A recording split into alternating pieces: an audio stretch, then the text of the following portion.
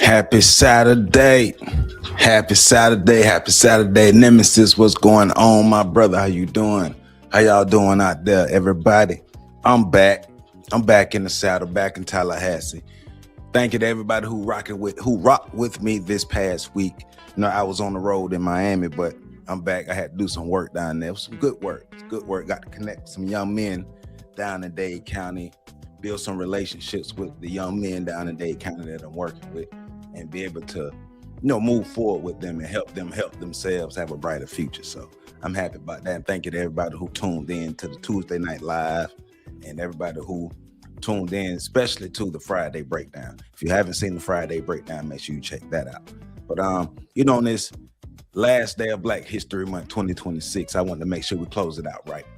And I was thinking, you know, Dr. John Henrick Clarke is one of those historians that has greatly influenced me.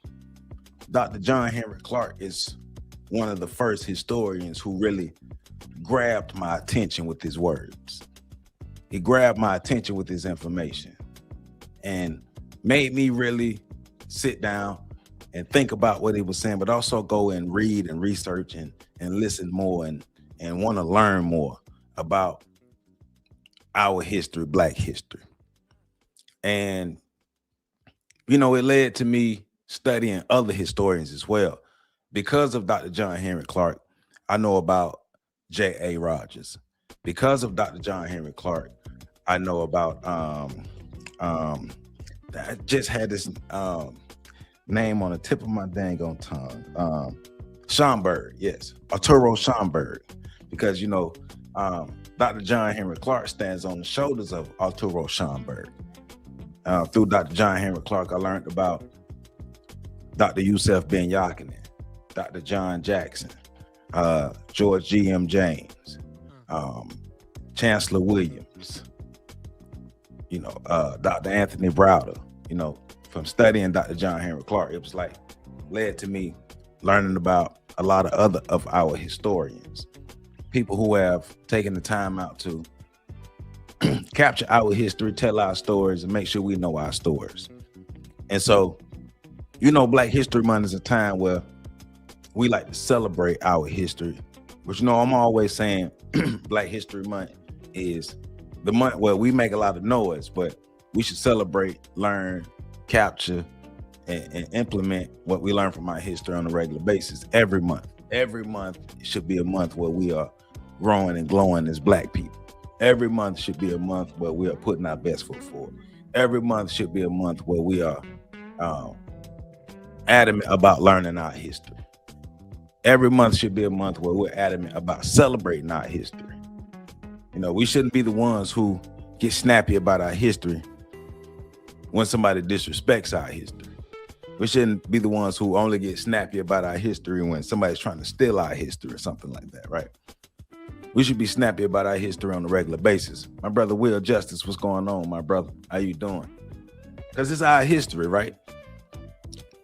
And if we really are serious about preserving our history, if we really are serious about making sure our children and our future know our history, then we have to be the ones making sure that the history is told.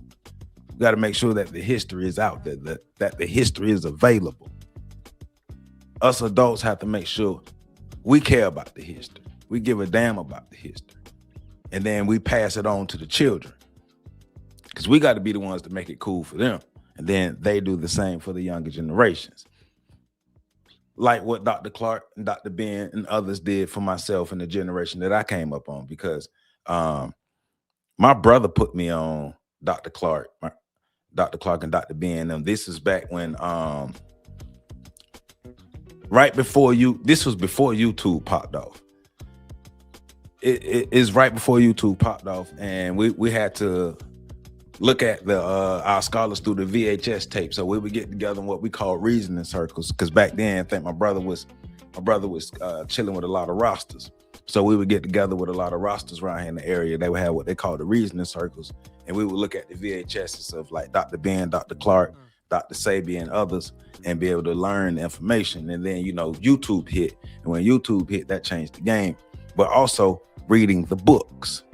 YouTube led to me buying a whole bunch of books, and my library just exploded as I learned more from the scholars and just wanted to learn more. I just craved more information. I started reading more, as well as, you know, going to FAMU as well. I graduated from FAMU's psychology program, and if you know anything about that, it's an African-centered psychology program. So we learned a lot about history and psychology all in one. So, you know, it's been a journey, but Dr. Clarke has been a central figure in that journey outside of my pops. My pops is the foundation. My pops is the foundation. He's the historian. He's the master historian to me. But outside of my pops is Dr. Clarke that made me like really dive deeper into this. So that's why I want to spend this last day of Black History Month celebrating Dr. John Henrick Clarke. And I'm glad that y'all showing up here on this good Saturday with me to do this, to give Dr. Clarke his flowers. You know, even though I made sure to give him his flowers while he was here, but give him his flowers beyond the grave as well, because he has helped me learn a lot. So Dion, what's going on, my brother? Happy Saturday. How you doing? How you doing? We next. How you doing? Thank you. We next for becoming a member of this channel. Thank you for joining the family. You're gonna love it over here. Thank you. We next. Let me give you your proper thank you. So please hit that like button, comment, subscribe, share. This is On the Shoulders of Giants. This is Saturday Live. I am Joseph Ward. We are celebrating Dr. John Henrick Clarke today.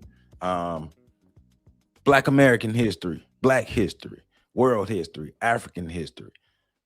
You know, because Dr. Clarke was in a different time, and you ain't had these diaspora wars going on like this. And remember, our scholars taught us about the history of Black people, period. They did teach us about our history here in America, but they taught us about the history of Black people, period, because they got the bigger view, but also they did have more of a Pan-Africanist view at that time. But the idea is it's team Black versus team everybody else. And here we know we got to get our stuff together here as Americans, and then once we get our stuff together, we can connect with other nations of Black people who got their stuff together. So yeah, Neely Fuller. So I put Neely Fuller in the psychology sphere. Yeah, we do not debate. God Ashe, what's going on? Black power to you as well. We next is my account too. Okay, thank you, DSB. I appreciate you. Hey man, DSB, you are the realest, my brother. I appreciate you. Yeah, Dion, definitely. Neely Fuller. You know I talk about Neely Fuller all the time. Hold on, where's my book at?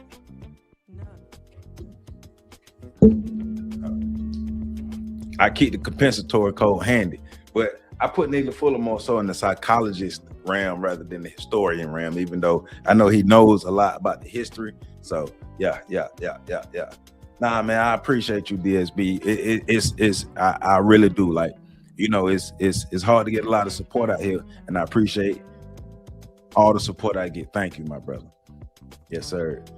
It is a Black thing. God, Ashe, you already know what it is. We celebrating Blackness today, man. We celebrating ourselves. You know, we celebrating the diaspora. We celebrating Black people here in America and globally, right? We don't do no diaspora stuff over here. We love who we are as foundational Black Americans. Don't get it twisted. We love who we are. We know who we are, but we the ones who don't go around beefing. We see the foolishness, and we do call out and address the foolishness, but we also understand the bigger picture. So with that being said, once again, please hit that like button. If you have not already, hit that like button, comment, subscribe, share. If you see the hype button, please hit the hype button. YouTube is still shadow banning. YouTube be tripping, because if you're not spreading the bull, if you're not out there throwing logs on the fire and got all the crazy stuff going, YouTube they're not gonna shadow ban you. But if you out here teaching, you got the real stuff going, YouTube shadow banning you. So let me run my commercial real quick, then we're gonna jump into this. Dr. John Henrick Clarke. It is a great and mighty walk. So I told y'all I was gonna get my merch shop up and running. So I've got it. So I want to show y'all my merch shop. So this is it. So I got some hats. So I got my own The Shoulders of Giants hats available for order. I have shirts. This is supposed to be like a canvas, some kind of shirt, jersey shirt. I don't know why they got that design, but it's a jersey shirt. Somebody wanted. Got hoodies, regular shirts, heavy, what they call it, the heavy tee, tees for men's, unisex tees for women, everything. I got a mug. I gotta get this mug too. But this is the merch that I have available. See, I got my mug, I have my hats, and I have my apparel available.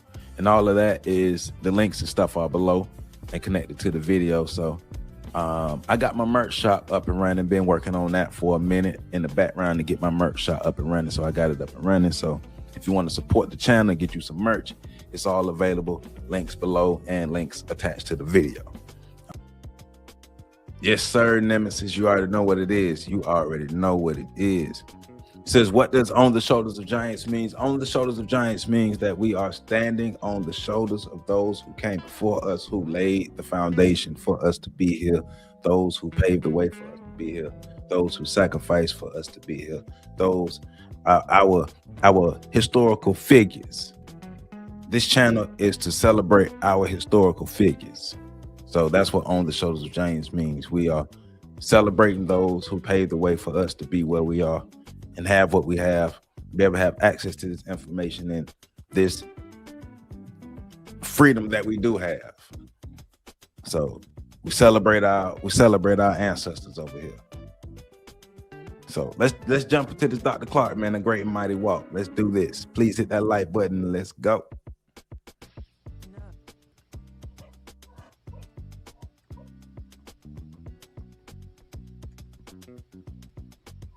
History is a clock that people use to tell their political and cultural time of day.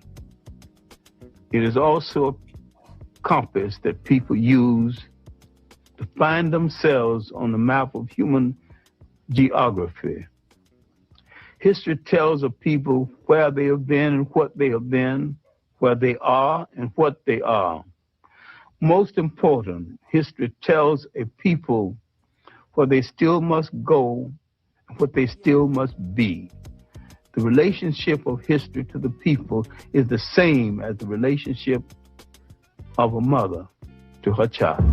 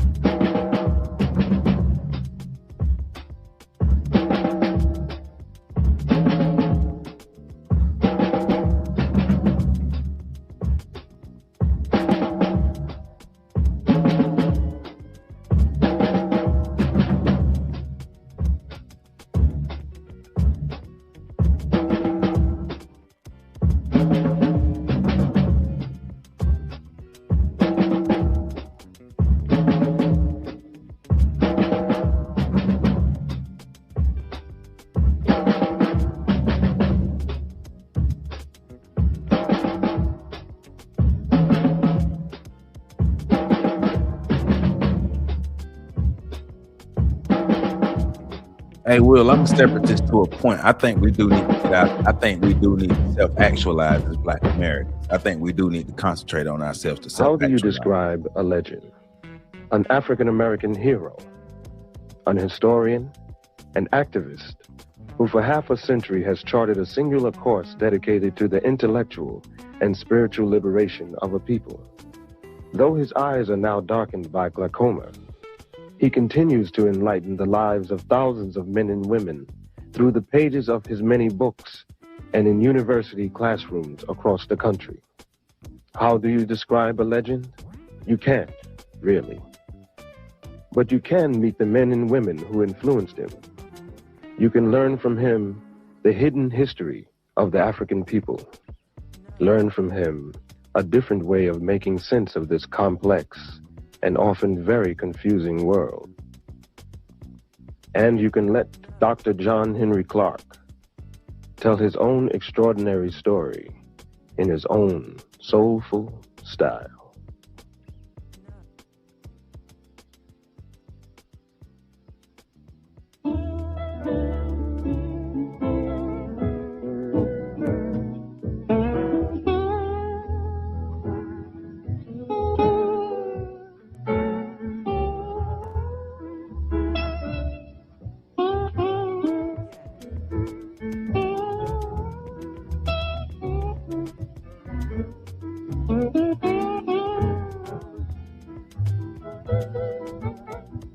I was born on Sharecropper Farm in Union Springs, Alabama,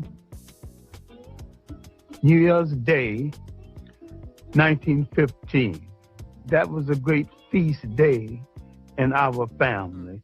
And because my mother was the favorite in the family and I was late arriving, she said that nothing would be killed in this family until my child is born.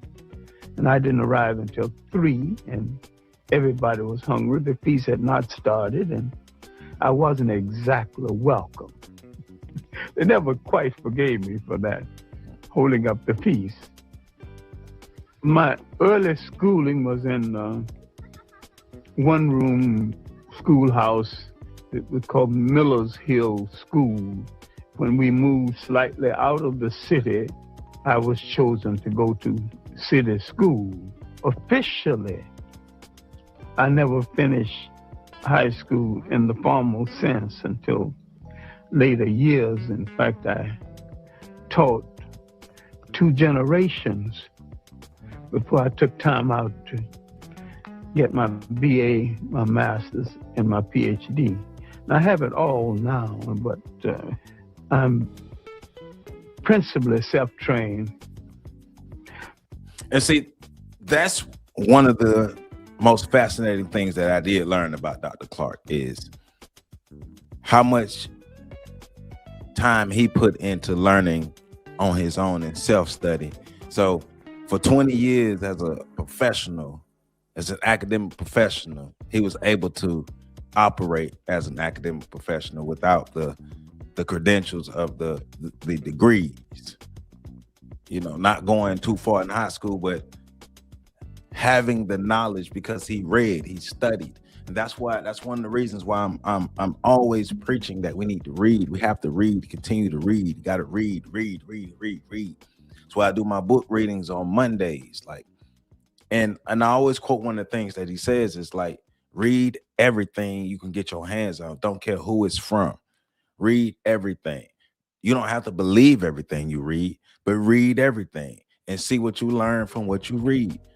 Even if it's the enemy, read their stuff too. Read everybody's stuff. Read as much as you can. Don't just box yourself in. Don't let somebody tell you, well, don't read that. That's bad. No, go read it. Figure it out. Figure it out for yourself. But open your mind to learning as much as you can. That is one of the greatest things that I learned from Dr. Clarke is just read and study and immerse yourself in as much information as possible.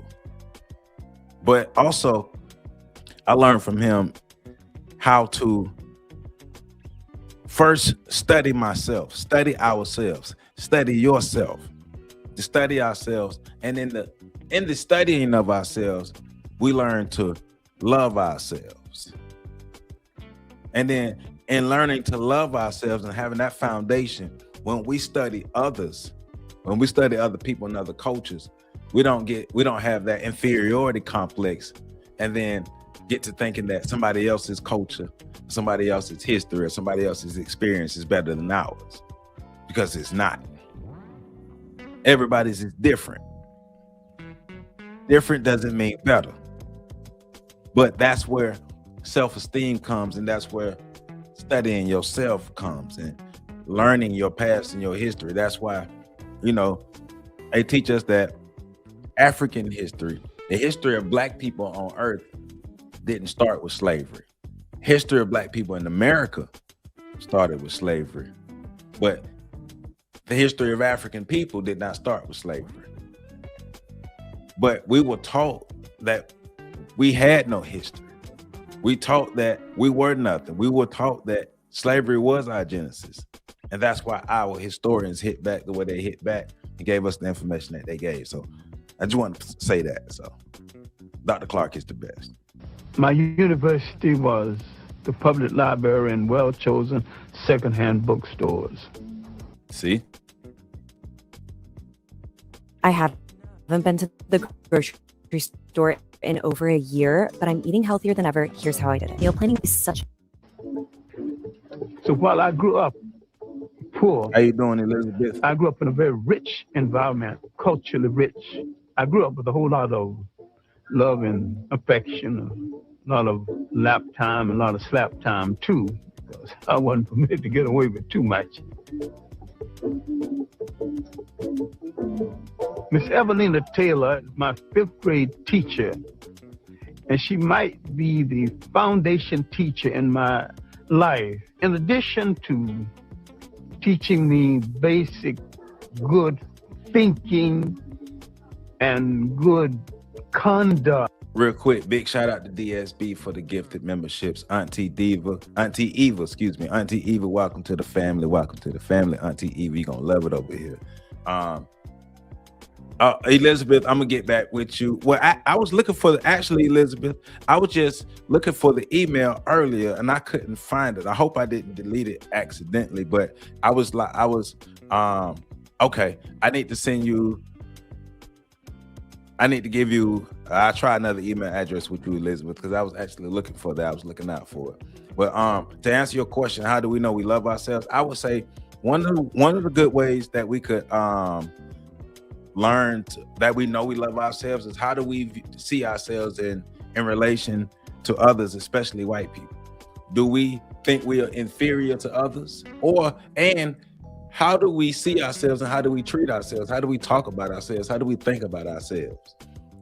Like if we see our blackness as something bad, if we see our blackness as less than, if we see our blackness as something that is not worth, that doesn't have real worth, and then that's how we know we don't love ourselves. But if we can see ourselves and understand our worth and not see ourselves as less than when it comes in relation to other people, if we can see ourselves and not see something that we could easily destroy, those are clear signs that we have esteem for ourselves. And also, how do you let others? Yep. How you let others treat you? There you go, Barb. There you go. White and any. Yep. No other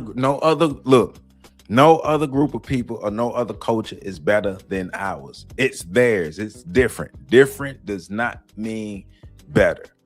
And that's something that I had to learn, because as a black man, I didn't grow up with people really teaching what self-esteem was. It was just, you got to be tough. But as I learned self-esteem, and one of the things that helped me learn this self-esteem is, getting around black people who had self-esteem. So yeah, that's how we do it. Let me stop talking and let Dr. Clarke continue. She called me into her room during her lunch hour one day and told me to stop playing the fool, because I was playing the fool just to get accepted. And she said, it is better to be right and march into hell than to follow a bunch of fools into heaven. There you go. I wanted to do something to impress Miss Taylor, and we had current events on Friday.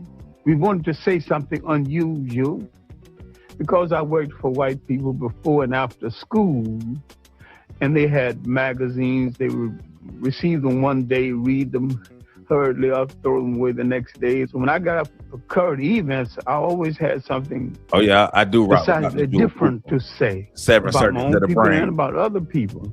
No, I wanted to do something real.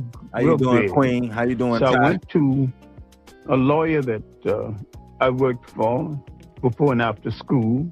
I can still remember his name, Gag Steiner, and I asked him for a book about my people in early world history. He says, I'm sorry, John, that you came from a people who have no history. My mind would not accept that. I continued to search, and I opened a book called The New Negro, and I opened to an essay called The Negro Digs Up His Past. And for the first time, I knew to Roshanberg that I came from a very old people, that we were older than slavery, older than oppression, older than Europe. Now the scramble began for more information.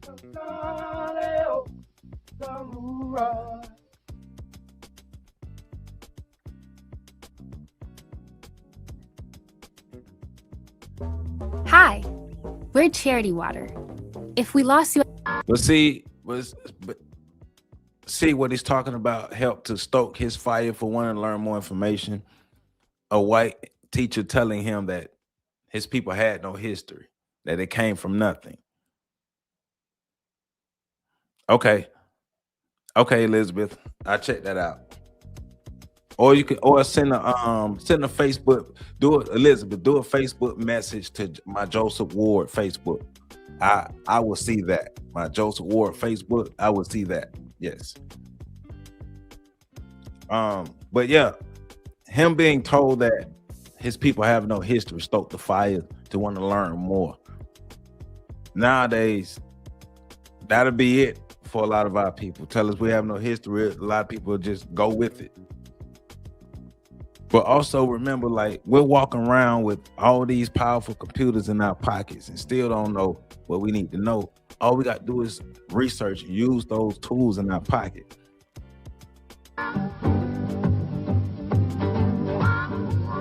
During the disaster years of the Great Depression, Americans in huge numbers take to the rails. They don't take Pullman cars or day coaches. What's going on, FM? They stow away on the freights, riding the rails in search of the opportunity to create a better life. That great migration. John Henry Clarke wrote it. Out of the South first, briefly to Chicago, and then on to New York City. New York I had a dream. I thought that because I'd had some success in writing local plays, writing lyrics for songs for local plays, and that I could go write professionally. It was a dream, it's a fantasy. I was pursuing this fantasy. At 18, you can pursue all kinds of fantasies. In the shadow of Manhattan's towering skyscrapers lies black, sprawling Harlem, greatest Negro metropolis in the world. My impressions of the Harlem community, in the first place, it was a clean community. It was an orderly community. It was a safe community. It was a community with its customs that we have forgotten now. Street-speaking customs, strolling customs, social How you doing, customs. Black Rose? I There hear was a you. time when 7th Avenue, now Adam Powell Boulevard, was the street of choice. And you did not walk down 7th Avenue on Saturday or Sunday without a coat and a tie. There was a custom of getting your lady in your long good suit and walking down 7th Avenue to show her off. You would walk 15 blocks. Sometime when you had $1 or so to spend, you would take on the 5th Avenue open bus all the way down to New York University and all the way back. And she was satisfied, and the whole evening, I was just about to say that, Barb. You know sometimes didn't have one. what's going on, Victor? They sure don't make ladies like that anymore. Hey, man, look. Barb, you took it right out of my mouth. Look. That's another reason why I'm so into making sure we study our history so we can understand where we come from and who we were and how we presented ourselves. Like, when you go back in history and you look at all the old photos of Black people and how we dressed and how we put our best on and how we came out the house. Like this new way of how we presenting ourselves and our bed clothes, that lets you know the level of esteem that we have now versus the level of esteem that we had then. Right? But that is also a direct result of a lack of exposure of your history. Because if you don't know that you come from a people who were always fly, if you don't know that you come from a people who had pride in how they stepped out the house and how they interacted with each other.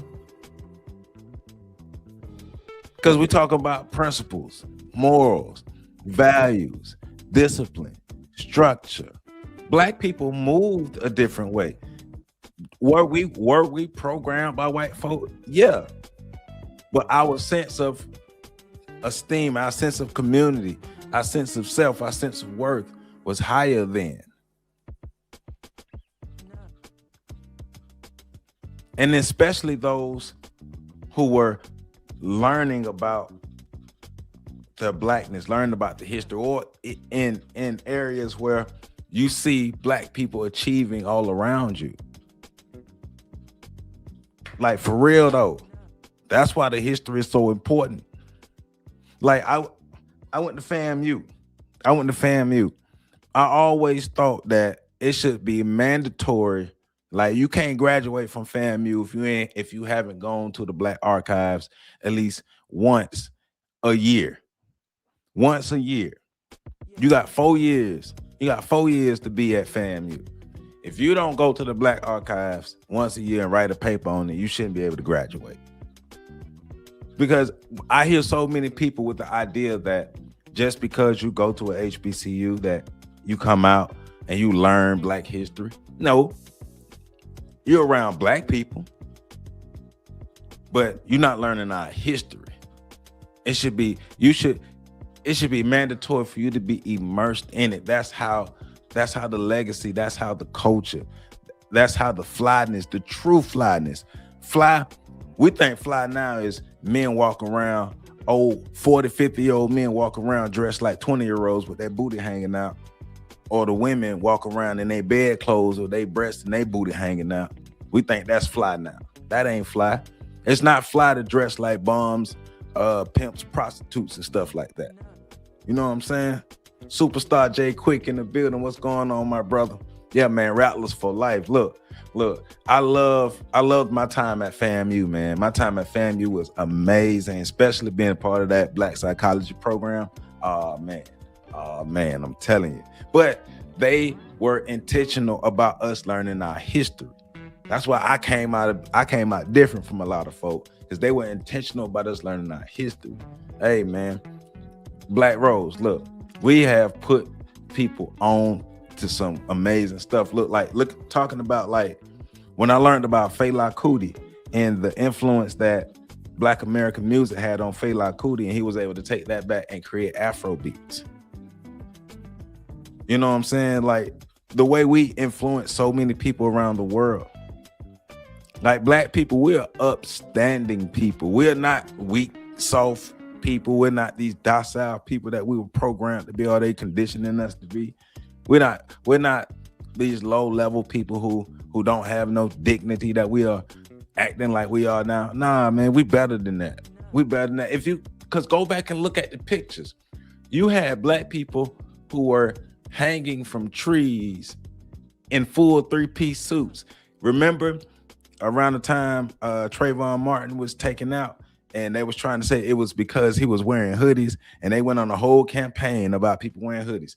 I wear hoodies all the time. Y'all see me in my hoodies. People was like, "Oh, Joe, you shouldn't be wearing hoodies." And I'm like, man, they not taking Black people out because they wearing hoodies. They taking Black people out because they Black people. Stop it.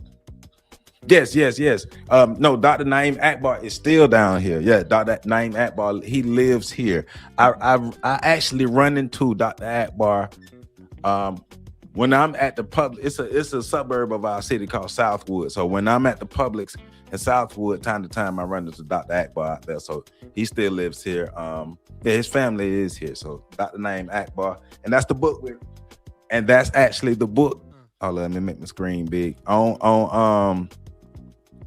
On Mondays, this is our book reading. Breaking the Chains of Psychological Slavery. Dr. Naeem Akbar is actually the book we're reading right now. So, yeah. You know it, black folk. Black folk taught civilization to the world. Black folk taught the world how to bathe. Yeah, so please hit that like button if you haven't already. Please hit that like button. We're having some fun today because learning our history and celebrating us is fun. There was a time there were 3 functioning vaudeville theaters in Harlem, all well patronized. The Lafayette, Harlem Opera House, and the Apollo. The old Lincoln Theater, now a church, used to be a legitimate theater where the plays downtown would be brought uptown with the play with the black cast. You right, Will. And that was our Broadway. I got involved with the communists and the socialists and other radicals. I began to read literature on the Russia of that day, to see movies about Russia. I was never a member of the Communist or the Socialist Party. I was active briefly in the Young Communist League. We were looking for a way out of the conditions in which we lived. They opened doors for us and gave us a platform we otherwise did not have.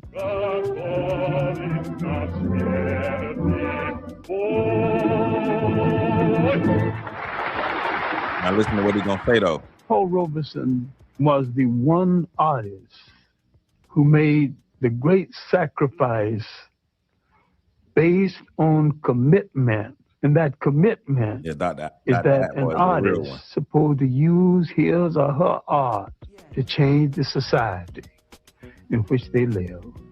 W.E.B. Du Bois is our greatest single intellect we produced in the whole of the Western world. And he's not just a Black American intellect.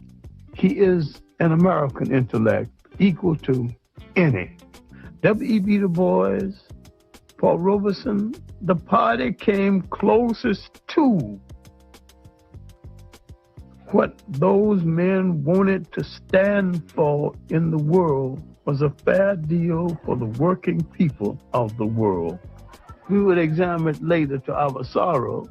We were in an argument between not a liberator and an oppressor, but 2 oppressors with different techniques and methodology of oppression. Does that sound familiar? Does that sound familiar what he just said? Not a liberator and oppressor, but 2 oppressors with 2 different techniques to oppressors. Does that sound familiar? Does that sound like Republican and Democrat? Does that sound like left and right? I'm just saying. Oh man, you was in Frenchtown, my brother. Jay Quick, you was in Frenchtown. Yes, sir. Yes, Bart, the 2-party system. You already know, Bart, that 2-party system. You already know. 2 oppressors. Renaissance woman, how you doing? Not a liberator and oppressor, but 2 oppressors. We got to wake up. We got to understand. We got to make them dance for these votes. Not us dancing for them, and we give them the votes. Oh man, Jay Quick, you was in the heart of Frenchtown, my brother. And you, at the time you was in Frenchtown, you were a real one, my brother. You were a real one. Hey, so thinking about that, listen to what he just said. This is why they spend so much time making sure we stay entertained. This is why they spend so much time making sure we watching black folk fight on TV, watching black folk argue on TV, watching black folk be foolish on TV. So we're not learning who the real enemy is and what the real enemy is doing. Yep, God I say, Abraham Traore, right? Because he got the nerve to stand up against the white man. You know what I'm saying? You're right, a false sense of choice. We got to understand that we are in this by ourselves. We in this by ourselves. They haven't come here to save us If so, we would have been saved. We're being used. Listen to what he's talking about. In the final analysis, Russia did not want us to be free any more than the United States and England and the imperial powers. There you go. But they wanted us under their domination. I never thought the left movement, communists or socialists, made any serious study of the history and the background of the African people of the world. Right. And they had a preconceived notion of us that had nothing to do with our reality. And these African communal societies, for each got according to his needs, were not copied from Europe because they existed before there was a Europe. In these societies, based on the concept of the family and the community, everyone in the society had a responsibility. And in these societies, there was no word for jail because no one had ever gone to one. No word for orphanage because no one had ever thrown away any children. No word for old people's home because no one had ever thrown away grandma and grandpa. And while I had some admiration for the conclusion of Karl Marx, I dare to say he was a political opportunist and a Johnny-come-lately because he was rehashing something that was in the world before the first European wore a shoe or lived in a house. I'm just saying. That had a window. I'm just saying. This quote, this is our quote. This is our quote from Dr. Clarke. One of the most important discoveries in the field of science and health over the last decade or so is the discovery that our gut health in particular. This is our favorite quote from Dr. Clarke. We keep forgetting this. We keep forgetting this. Look in the mirror. We have no friends. Black folk, when are we going to learn this? This is why I ain't going to the cookout, because we ain't learned this yet. When we learn it, maybe we'll get some progress. This is why we must read. This is why we must study. This is why the adults must make it mandatory. The adults must make it normalized in our households, in our communities, in our societies, that us learning about our history, our culture, what our ancestors have done to help us draw a map out for a better future. We keep sitting around saying, white people don't want to teach Black history in the schools. Duh. But why is that stopping you from teaching Black history in your home? Why is that stopping us from teaching Black history in our communities? Why, when Black history is available and being taught, you don't bring your kids?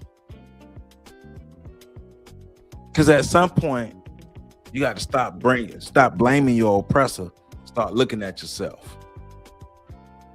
They can take all the history out of the schools they want, but they can't stop us from learning Black history overall.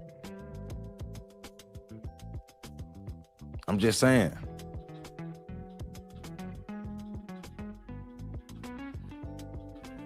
So, in my opinion, right now, Sister Elizabeth, right now, I think our goal should be to establish a strong foundation for self-actualization. A strong foundation to where our future can self-actualize, because it's not going to happen in our lifetime. So we need to be creating as many strong families and strong households as we can while we're alive, and inspiring others to do that now, because the fruit is not going to appear in our lifetime, but we're setting our future up, creating as many strong communities, as many strong families, as many strong societies as we can as Black people here in America. And that comes by us learning everything we can and implementing it, creating that strong foundation so self-actualization can actually happen for us in the future. It's not going to happen in our lifetime, but we can't be selfish, and we have to be forward thinking enough to understand that we're setting the foundation for our future.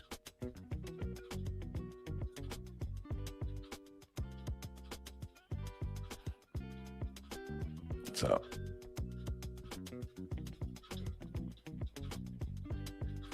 during my early years in Harlem in the 30s, my writing consisted mainly of poetry, and short stories, and little essays on aspects of history. And the Harlem Renaissance writers, of course, right, T-Wo, influenced me.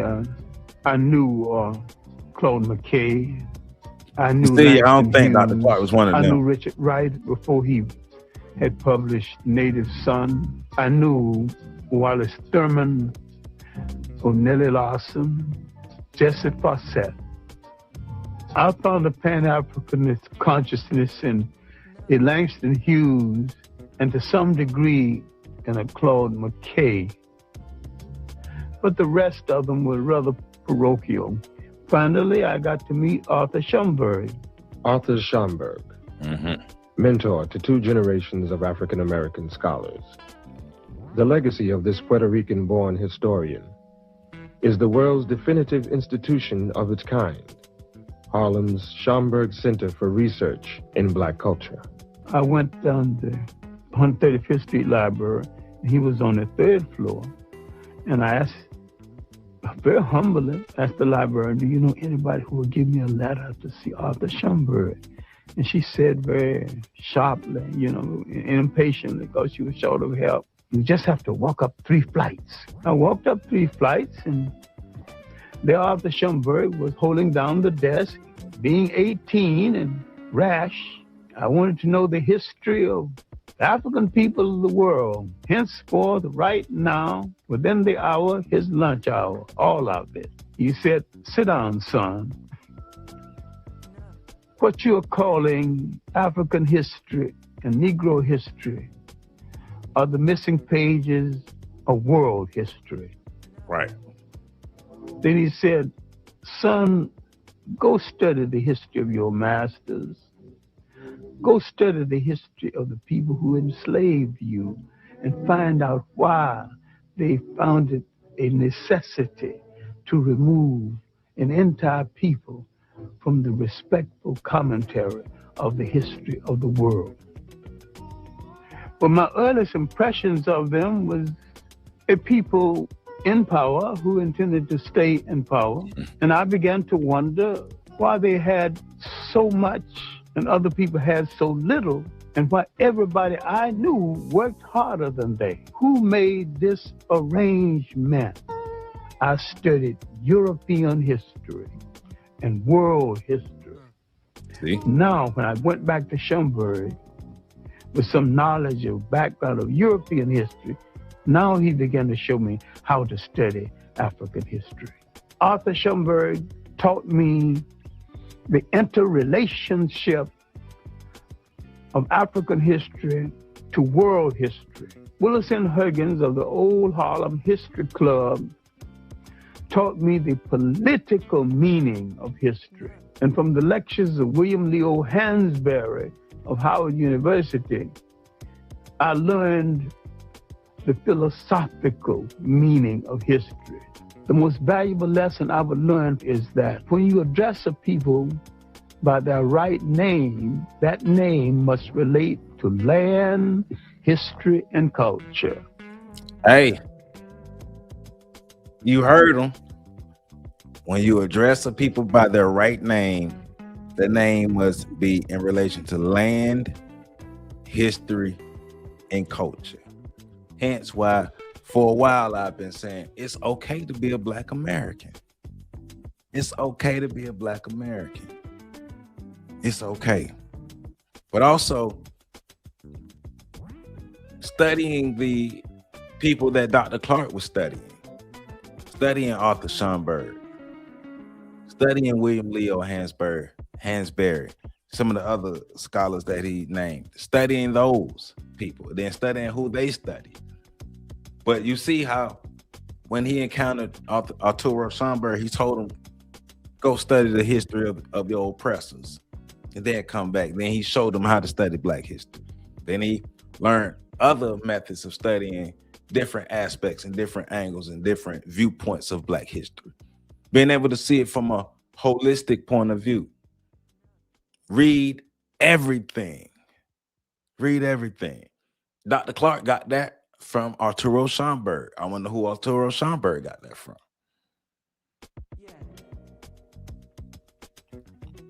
We are not low-level thinking people. We come from a history of brilliant thinkers. We come from a history of brilliant scholars, brilliant builders, brilliant leaders. Black people have had some of the most brilliant minds in the history of mankind. And one of the things I love that Dr. Clarke is saying, and how he's saying it is, our stories are part of the stories of the history of the world. World history. Black history is world history. Their job was to remove us from world history, to section us off as this is some subsection of world history. No, we are as fully ingrained in world history as any other people's history. And then looking at the contributions that African people, Black people have made since the beginning of humanity till now. We have given some of the greatest contributions to mankind. But we got to know that by studying who we are, studying ourselves. And y'all make sure y'all share this video with other people. Share this video with at least 3, 4, 5, 6, 7 people. Make sure people up in here getting this information. This is the last day of Black History Month. Let's go out with a bang. Celebrating Dr. John Henrick Clarke, one of our greatest scholars, one of my favorites.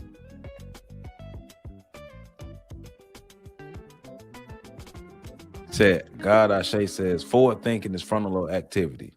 Were the ones who had the Yaret Uraeus on the forehead of the sarcophagus, forward thinking, spitting venom at our enemies, ruthless logic, emotionality. I got you. Copy, then use the stuff on us because we allow them to culturally infiltrate, commandeer, and then ultimately control us. There you go. There you go. Luke Man in the building. What's going on? Yes, like Dion say, please hit that like button, family. Please hit that like button, man. We celebrating Dr. Clarke. We celebrating ourselves. We celebrating Black history, Black culture, Black achievements to the world. We taught people how to bathe. We gave the world philosophy. We gave the world culture. We gave the world arts. We gave the world all these different things. Don't forget, but that was the plan of the white supremacists, for us to forget who we were, so they can tell us who we are. Nah, we're not doing that. They out here. They even got other Black folks, Sambo Black folk out here who are regurgitating the false narratives. But we bomb on them too. We're not letting anybody retell our stories. We have all the capabilities that we need to tell our stories. So damn it, let's do it. And we're gonna bomb on anybody who trying to retell our stories.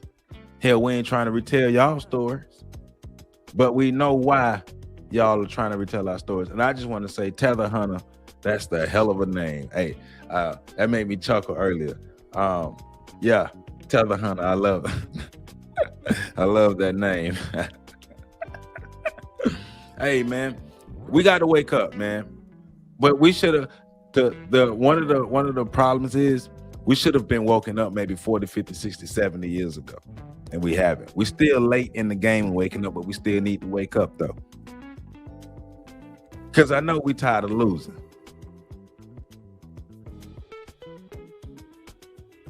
What's going on, Chancellor? You already know it. Hey, man, look, man. Ain't nobody we got to understand racial dynamics and racial politics. Ain't nobody here to do nothing for us. Anybody who think other folk here to do something for us, you crazy. Don't nobody give a damn about foundational Black Americans like foundational Black Americans. Do we have some allies? Yes. But allegiances don't mean nothing if you don't care about yourself. Allegiances don't mean nothing. And I mean with some other groups of Black folk who ain't crazy, who not tellers, because we got some good Black folk out there. But it doesn't matter if we're not taking care of ourselves for ourselves. Self-actualization still got to happen for foundational Black Americans.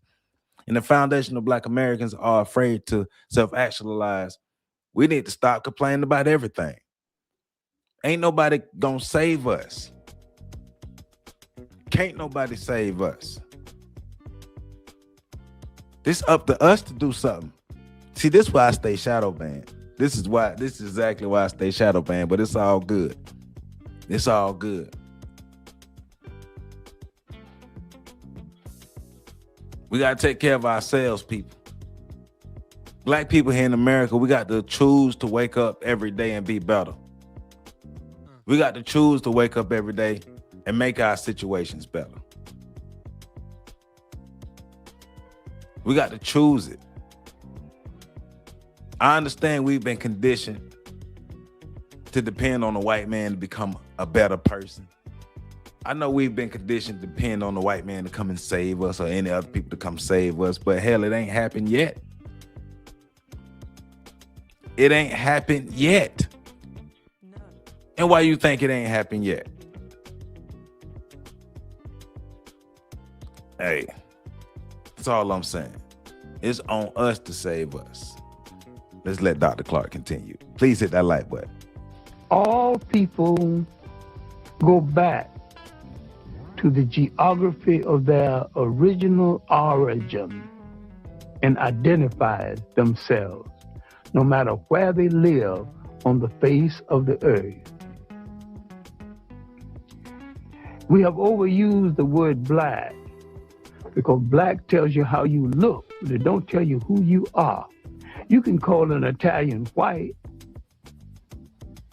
That don't tell you anything about him. We are the only people who seem to have lost that all essential trait of geographical and historical reference.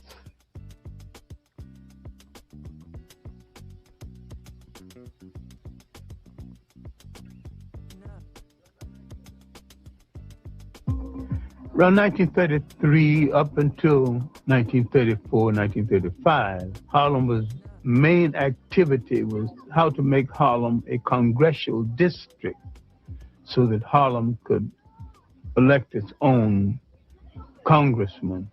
Adam Powell was just began to show his weight.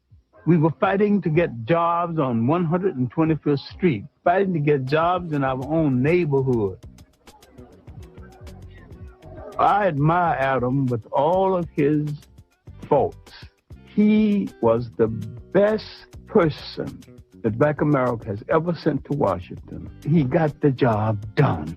When he went to Washington the first time, they told Mr. Powell that we don't accept Blacks in the congressional dining room. And Adam smiled and said, well, you don't accept them. Well, that's your custom. The next day, Adam got the tallest and the meanest looking and the blackest of the blacks he could find and marched them into the congressional dining room as his guest and got away with it.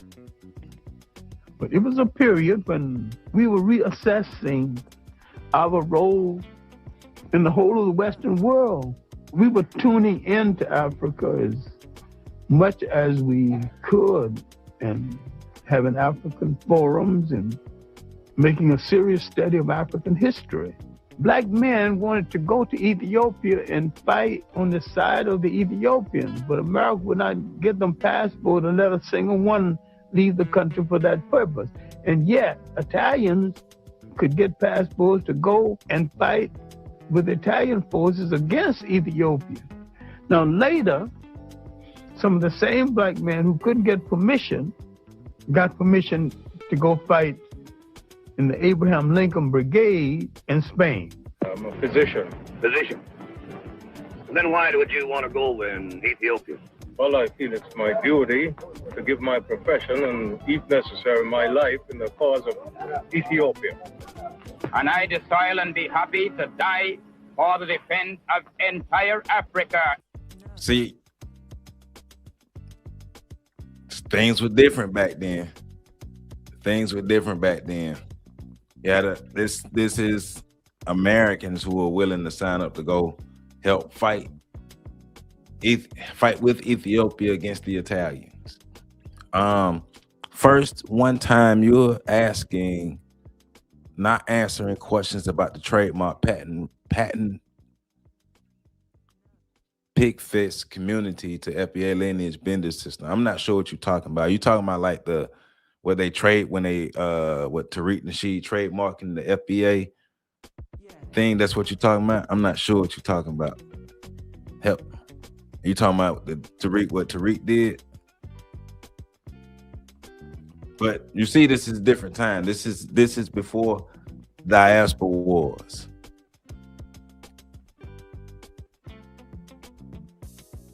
Including Abyssinia. That's fine. Sign right here on the dotted line. See, originally, Africans did not define themselves by continent, right, and more by regions. Africa as a continent began to be defined by foreigners. In North Africa, the Romans had a province called Afrique. The word became Africa. The history, both known and hidden, of the land where time began has been a primary focus of Dr. Clarke's scholarship throughout his long career.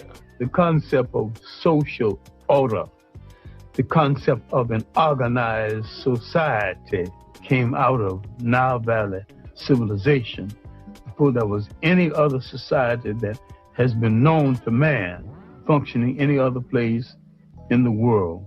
The significance of Nile Valley civilization is that it was that civilization that set a standard of performance untouched by the other civilizations of the world. And people are reluctant to give an African credit for a creation that happened in Africa.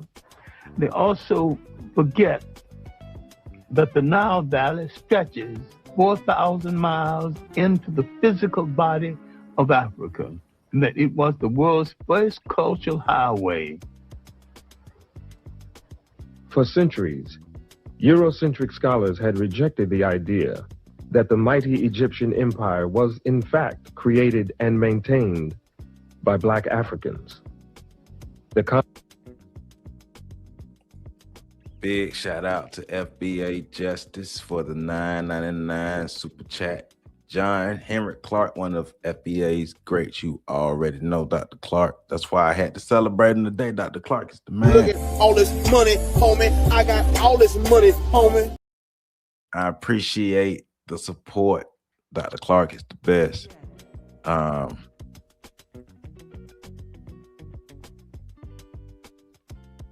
So first one time, so I do know Tariq brought the thing, but you were saying that Amazon owns and rents out the term.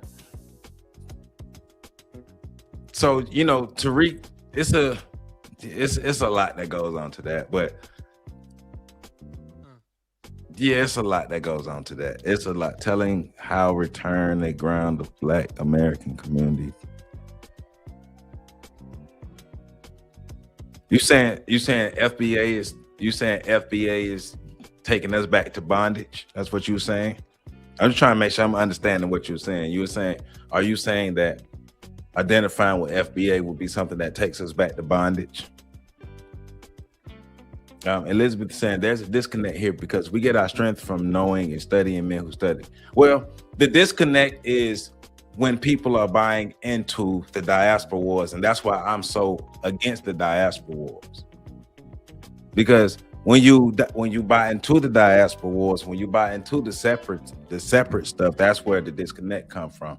But Black American people should study and know Black American history as well as African history throughout the world. And I think every group of Black people should know their specific history and, you know their culture and their stories, but also how they connect to the diaspora as well. And I think the disconnect comes in when we're buying into the diaspora wars and thinking that we don't connect to the diaspora as a whole.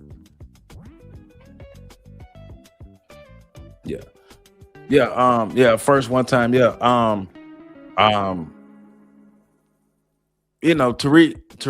what Tariq got going on is what Tariq got going on.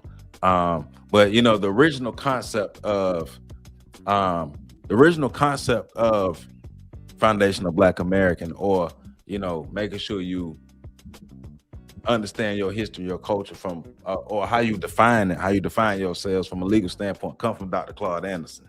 So Tariq has his thing, but it originally comes from Dr. Claude Anderson. But it's okay to identify as a foundational Black American. It's okay to be a Black American. It's not okay to be caught up in the diaspora wars. And I think that's for me, that's been one of my whole messages is it's okay to identify as who you are, but it's not okay to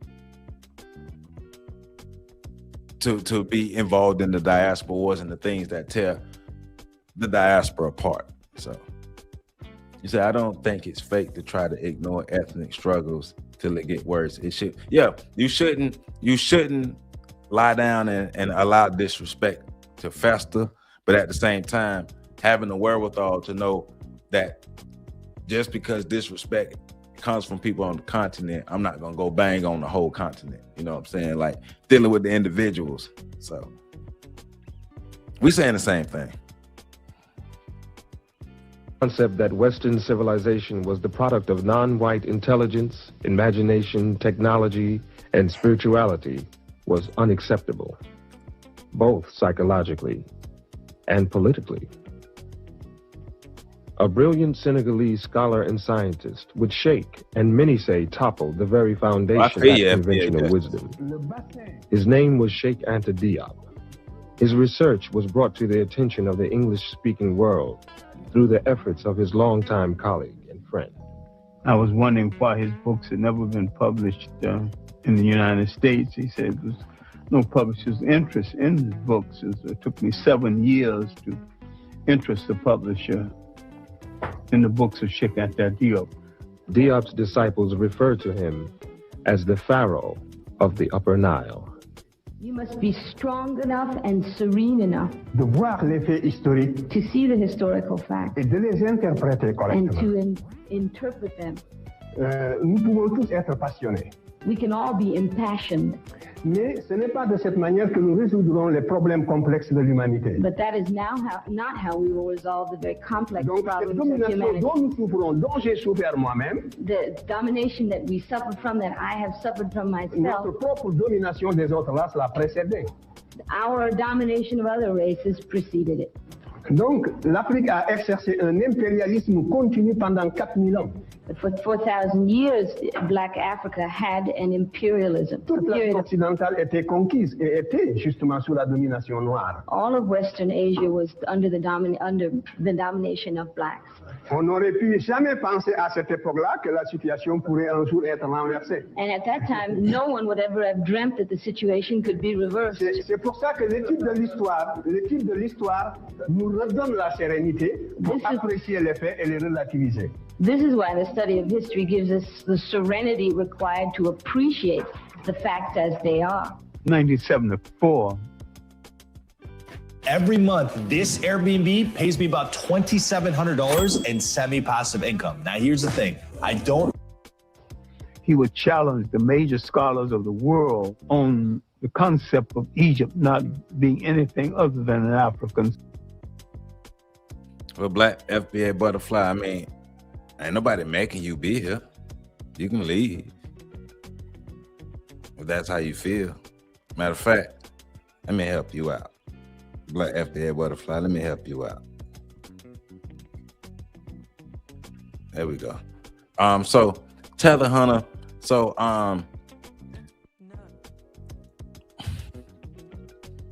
I don't think we're on code, to be honest. If you want me to be honest, I don't think we're on code. I think we're being reactionary. I do. And the reason I say that, because I believe if we were on code, then we would be able to see the bigger picture and not have so many people who are ready to go to war, like with the diaspora war thing. We will be able to distinguish between the individual and the whole, like those who being assholes and those who not. I believe it's more reactionary thing than on code thing, to be honest, because we don't know what the code is, like, because we never really like established a code in the beginning. And so I think like we are saying on code, but no real code was established in the beginning, and we're being reactionary because I'm seeing a lot of visceral stuff from all sides. And you know,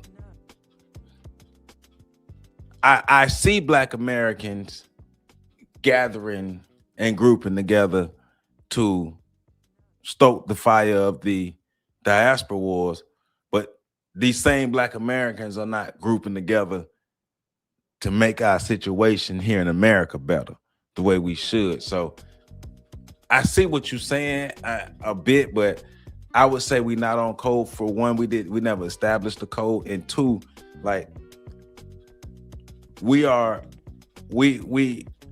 will click up to check some disrespect, but not necessarily to build for us. But you know, because I think we're doing what we do is being loud. I think that's what we're doing, is like being loud. But I think codes can be established, but the only thing I say is because no real code was established. I think we're saying, yes, we're not going to take disrespect. And if that's what you mean, then yes, I agree. Like, okay, we're not going to take disrespect. No group of people should take disrespect from any other group of people. But I don't know if it's codified though. You know what I'm saying? So it's a connection to and embracing of our collective historical roots, as well as present day global grassroots struggles and interests, are prerequisite to unified consciousness. There we go. Some people look to Africa for our lineage and history, but we have history here. Look up Negroes, right? Yeah, I mean, but you gotta remember, this is pre-diaspora war information though, right? And these scholars taught us about our history here in America, but they also were adamant about teaching that Black people, African people, had a history before America was established as well, because as Dr. Clarke stated, they were told so much that there was no history before America. So we learned the history in America, and then we learned the history of Black people before America. This is pre-diaspora war. So when you're looking at this, you can't look at this with the diaspora war lenses. But that's another thing I keep talking about. We're so emotionally charged to be angry at African people that we're looking over the history that's still relevant to us. Like, we got to look at that. So we are, if you are of Black American lineage, Black American heritage, that's who you are. Like, you can call yourself what you want to call yourself, but that's not going to change anything. It's not going to change the genetics. That's not going to change the history. You are a Black American person, but we still are a part of the African diaspora. still got to make sure we take care of ourselves so we can be a strong link in the chain of the diaspora. So, but we don't do the diaspora war stuff over here. State and the conference on the peopling of Egypt, leading scholars of the world met and debated. You're right, FDA Justice. Most of them wanted to put Egypt I have no idea what tribe of I'm connected Africa. to. Sheikh Anta Diop and his protege, Theophile Obenga, placed Egypt within the context of Africa's totality. Sheikh Anta Diop was more than a historian, he was a scientist, a paleontologist, and he had proven that if he could get the pigment from some of the mummies, he could prove their African origins. All the rest of the conferees came just to disagree. And when it was all over, they had to admit these two men came prepared to prove their case.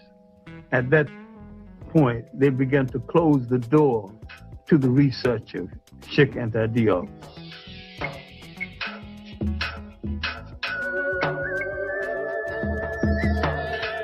From the first dynasty to the invasion of Nile Valley, that was the first golden age. And from the third dynasty came the great multi-genius Imhotep, the real father of medicine, who lived 1,800 years before the Greek who's called the father of medicine. When we read the biography of the Greek, he says, I am a child of Imhotep. And from the 18th dynasty came the world's great social reformer and maybe one of the world's first deities, Akhenaten. He thought so much of life, he would not crush a flower. He outlawed warfare. Spirituality was a part of the total life of the people. Before the coming of the Europeans, the African was very religious. The step pyramid was originally built with a temple at the top where you can go up and pray. This relates not just to the glorification of a pharaoh, but the spiritual outpouring of a people. This is what made the civilization of the Nile so great. At the same time that Egypt was in its 24th dynasty, Europe was just emerging from its pre-literate past. The first show of European intelligence was a book called The Odyssey and the Iliad. That's about 850 BC. Where is Egypt 850 BC?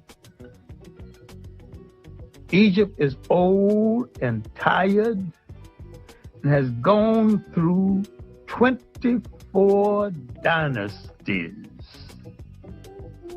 It is on the eve of its last great dynasty that will come from the pharaohs in the south. And the Europeans have just read the book of folklore. Just south of Egypt lies another highly evolved black society, the Nubians. Their civilization thrived for some 3,000 years. I call the 25th dynasty the one dynasty from the south that moved up north and to tell their cousins, the Egyptians, how to rule a nation one more time. In the great show of history, this was Africa's last walk in the sun. It was a great and mighty walk. That walk had lasted 10,000 years. Now it's coming to an end. Europe is just being born. The very word Europe is not even being used. See, information like that is important once again because it counters, going back to Sheikh Anta Diop, why he was important, because it counters the false narratives that were told, especially to us in America, that Slavery was the beginning of black people, period. That we came from nothing. There was a dark history, just nothing happened. It's like black people had nothing before slavery. Now, despite that, black people here in America were able to build a rich history and build a rich culture, something unique for ourselves, despite all of that. But then, in building the history and the culture that we did for ourselves, when we were able to learn about what the ancestors were able to do, even before white people showed up, it gave a different understanding to our place here in the world. It gave a different perspective to what the black contribution to civilization was, rather than us being thought of as a people by ourselves, thought of as a people who never contributed anything to civilization. We found out we have contributed the most to civilization. It was imperative for them to strip our history and our culture away from us to make us great slaves. That's how you make a great slave.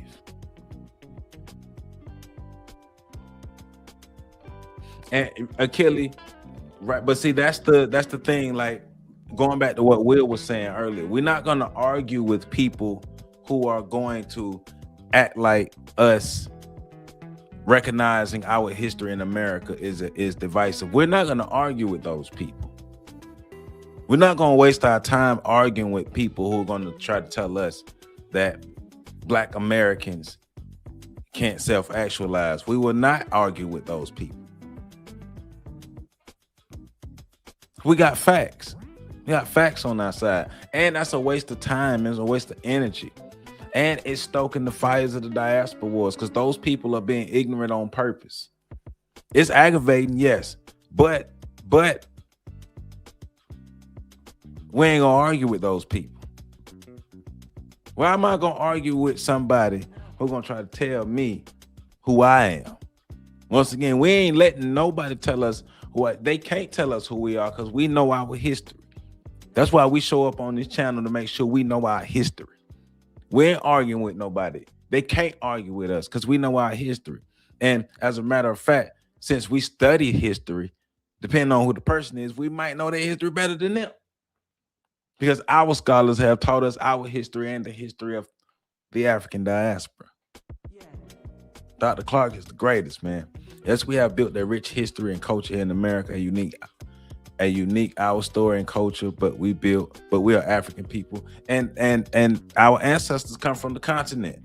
Our ancestors come from a continent, but we are a unique group of people.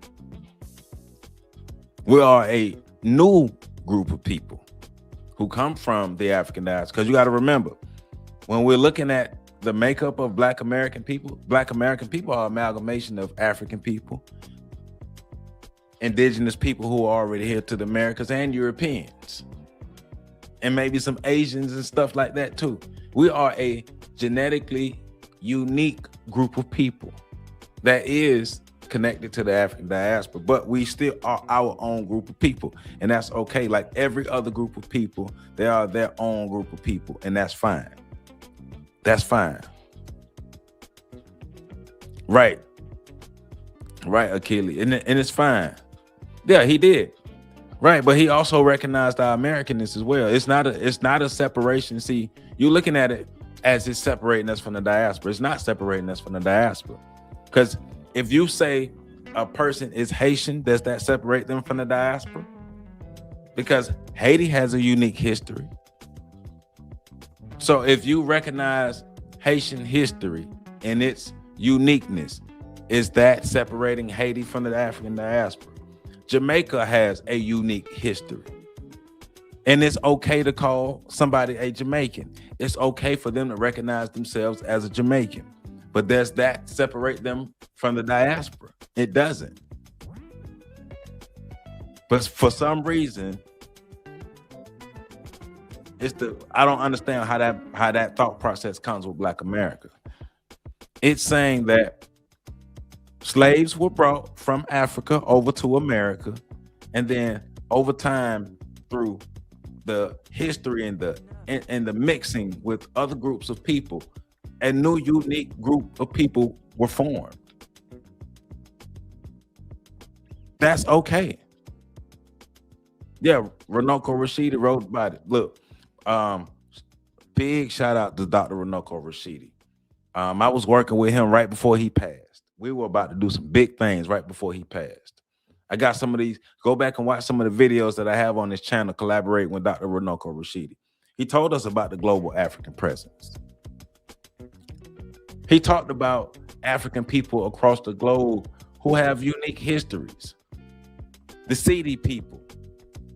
You got the Sidi people who got unique histories. You got the groups of African people in Sri Lanka who have unique histories.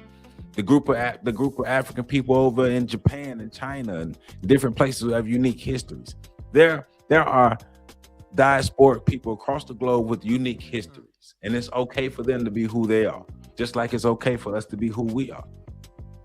And we will not allow anybody to tell us that it's not okay. Our story is unique. Our history is unique. We should be able to honor that and recognize that. But we are all still a part of the diaspora. Recognizing your uniqueness, if recognizing your uniqueness tells you away from the diaspora, then you might need to go back and study more.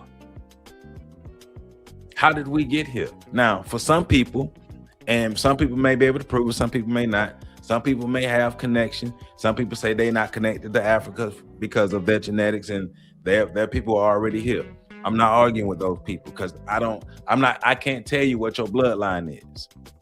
But I know from my history, my folk, from what my parents tell me, my people are an amalgamation of African people who were brought over here via the slave trade, Black people who are already here, and Europeans. Full FBA experience in my bloodline.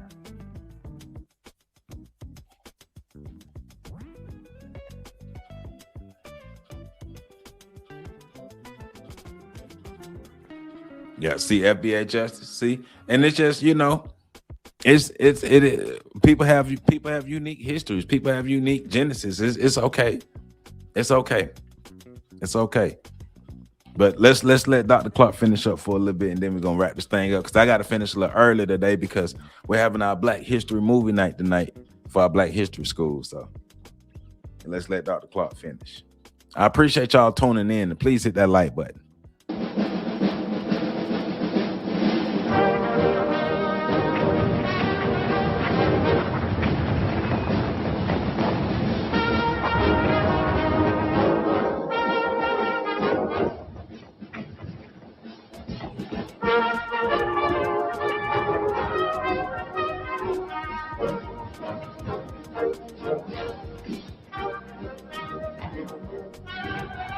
I was drafted to the Army in September 1941.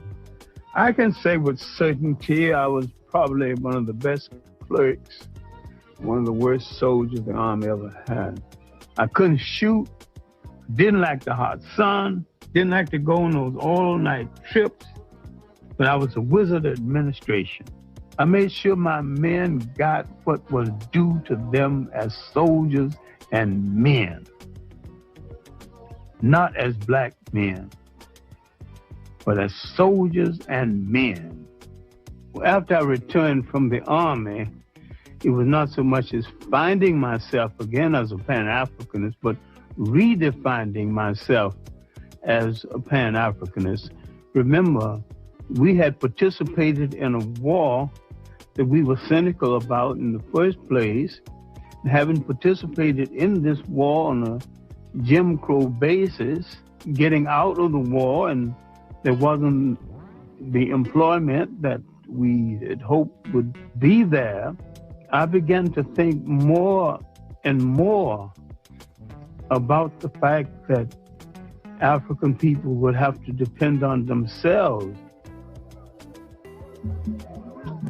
Pan-Africanism would be perceived as a way to end African dependence on colonial masters, a way to create free and independent nations, a way to transfer the continent's immense riches from the hands of invaders into those of the indigenous people of the land. I began to define Pan-Africanism as the building of an African world community, the union of African people in different parts of the world, the African population in India and the Pacific Islands, the African population in the Caribbean, and Brazil and South America. And I was looking to the fact that we number 1 billion people on the face of the planet. If you put them all together and they did one thing in unison, even if it was wrong, it'd be powerful. It might alter the world. I'm just saying. So, in saying that, I have always, if we want to talk about classifications, I, for the most part, have classified myself as a black nationalist, because these are conversations that myself, Pat, and PC will have. I believe PC is the Pan-Africanist, Pat is the black nationalist, and I'm the black nationalist Pan-Africanist hybrid, because I understand both. And I don't have a problem with both. I actually agree with both concepts.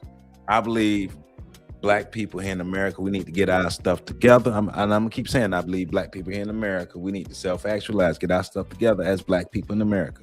Understand who we are, get our stuff together so we can be a strong link in the Pan-African chain, in the global diaspora chain. I believe all groups of black people around the world need to get their stuff together, self-actualize, be the best who you are. If you black Brazilian, be the greatest black Brazilian you can be.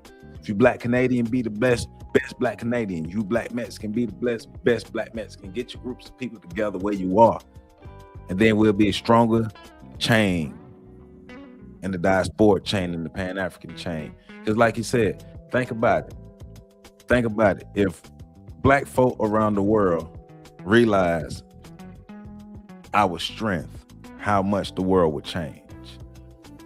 But folk been working overtime to make sure we don't understand that. That's why the diaspora wars have to stop. They have to stop. That does not mean that foundational black Americans don't self-actualize. That is not what that means. Because we got to get our stuff together. We can't help nobody else if we can't help ourselves. We got to get our stuff together as us. We can't help nobody. We can't help ourselves. I just got off the airplane. You know, when they're going through the safety measures on the airplane, what they say, put your mask on first before you try to help anybody else. We have not put our mask on. Black America has not put our mask on. So Black America, we must put our mask on first. But we must also understand that the plane is crashing. The plane we're on is crashing and we've yet to put our mask on. So we have to put our mask on before the plane crashes.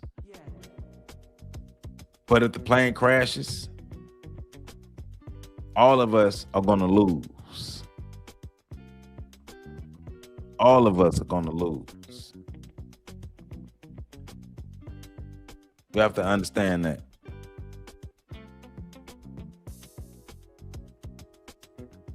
Yeah, see, Pan-Africanism, from my understanding, my study in Pan-Africanism,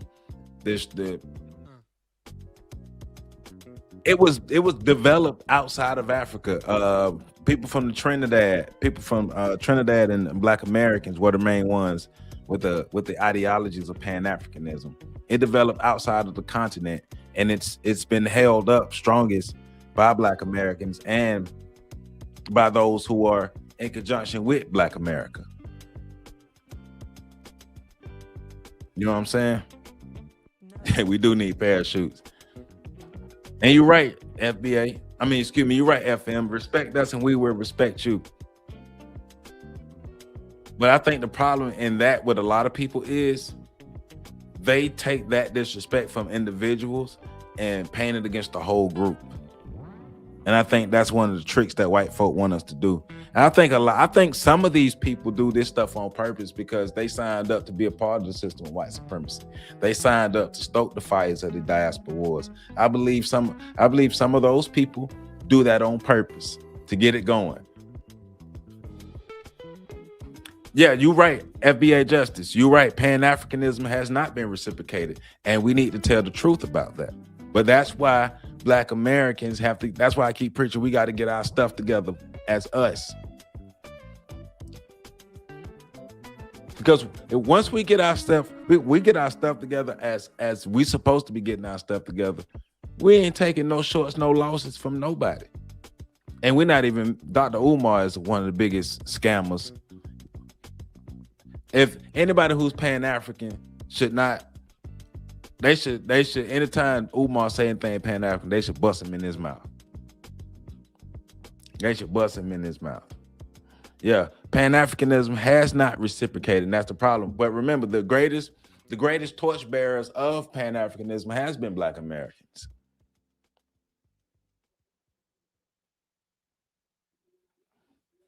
We have to see that. So Pan-Africanism is the ultimate goal, but we're never going to get to that goal in the current state that we are. The chains, this Pan-African chain, remember the plane is crashing, the plane is crashing, or the Pan-African chain is rusty, broken, and it's not holding up, protecting nothing because we don't have our stuff together. You're right, and we have to be honest about it. Pan-Africanism has not been reciprocated. We have to be honest about it. It has not. It has not, and that is some of the anger and the animosity that Black Americans do have.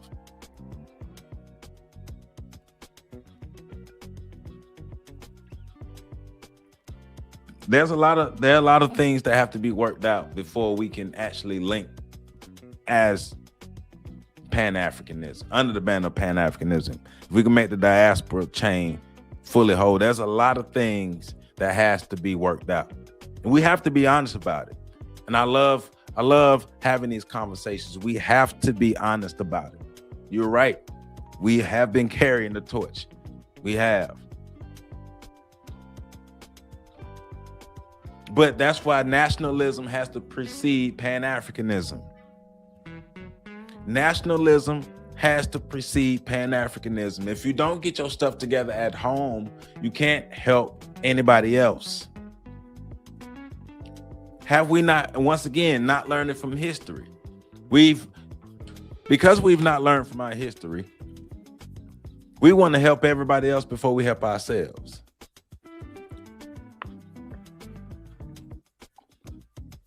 Akil, I believe the only way we can get our stuff together is to have some as much separatism as we can to be able to sustain ourselves, because we have to separate. We have to separate so we can learn how to take care of ourselves. We have to separate so we can pop the white supremacist tit out of our mouth, because we've been suckling on the teat of white supremacists too long. And I believe the separatism gonna make us grow the hell up, to be honest. Yeah, we also got to separate from the degenerates. You're right. I did hear that Dr. Umar started his own group. Ain't nobody, and the same people who gonna be following Umar is the same people who follow him now. It ain't gonna be nothing but some Pan-African stuff. Ain't no, if whoever still following Umar are part of the problem. At this point, if you still following Umar, you part of the problem.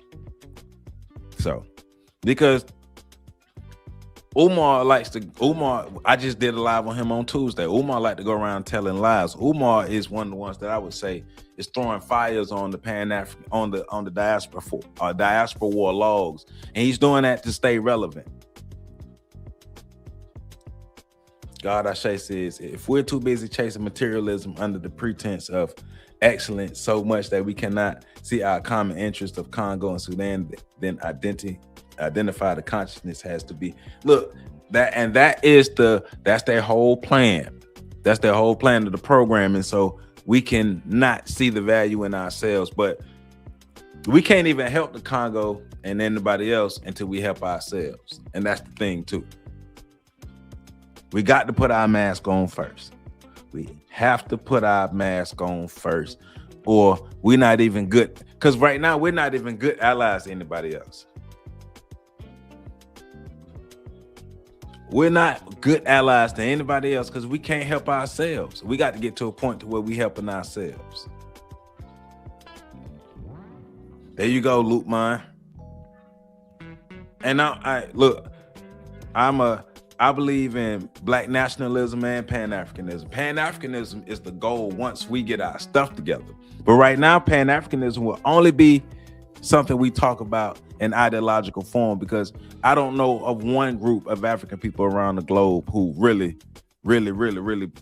got their stuff together. But that's the whole plan, hopefully. But Black America, we can't control what nobody else do, but we can only control what we do. So Black America, the question is, what is we gonna do, Black America? What is we gonna do?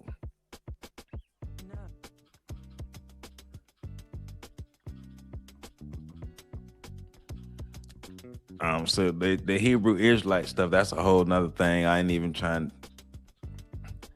I don't even. That ain't, to me, that ain't even real life stuff. The Hebrew Israelite stuff, that ain't even real life to me. To be honest, no disrespect, but that ain't even. I don't even. Yeah. My thing is, I don't care how you identify, whatever. If you're a Black person in America, if we ain't getting our stuff together, we ain't talking about nothing. So yeah, I don't go down the Hebrew Israelite bloodline. That ain't my ministry. I don't mess with that. So all I know is racism is a team sport. And we are on Team Black, whether you want to be or not. We can either put our mask on and learn to save ourselves, or we're going to go down in this plane crash.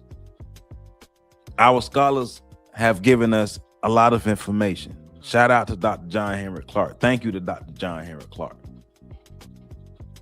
for what he's given us, the contributions he's given to us as a group of people. So, Elizabeth, you know, I mean, I try to look, people believe what they believe. And I don't want to get, I don't like to get in arguments with people who believe what they believe just because I may believe something different. And so I just decide not to, I'm not going to argue with people. That's what you believe, cool. All I know is, all right, so what we going to do to make sure we work better as Black people here in America. So you know what I'm talking about. But it is what it is. But so I actually have to roll because our Black History movie night is starting at 6 p.m. and I got to change clothes real quick and get down to get ready because we are having Black History movie night tonight. We're watching Black Panther because my students, we're in the midst of creating our own Black superheroes, and my students want to choose to watch Black Panther tonight. So we got Black Panther as our movie, and we got a cool activity to go along with it to learn how to create our own superheroes. Say, what would a platform defining what getting our stuff together is in the distinctive terms look like? Well, what would a platform? Well, it wouldn't necessarily be a platform. It'll be, well, God, I say that's something we need to talk about offline. Because it wouldn't necessarily be a platform that we would do that. That'd be offline conversation. So yeah. So email me. That's offline conversation. Because the real work is offline. So we don't want to tell everybody what we're doing. But we do have ideas on what we do to get our stuff together. On the shoulders one at gmail.com. So yeah, and Elizabeth, remember Facebook message me, Joseph Ward on Facebook. Facebook Messenger, Joseph Ward, so I can make sure I get your message. Same thing for you, God. I say either email me. Let me put my email in there.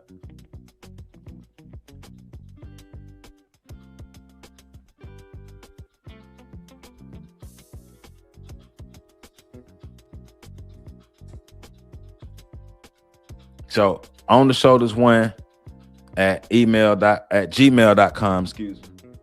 ontheshoulders1@gmail.com. Make sure you email me or Facebook.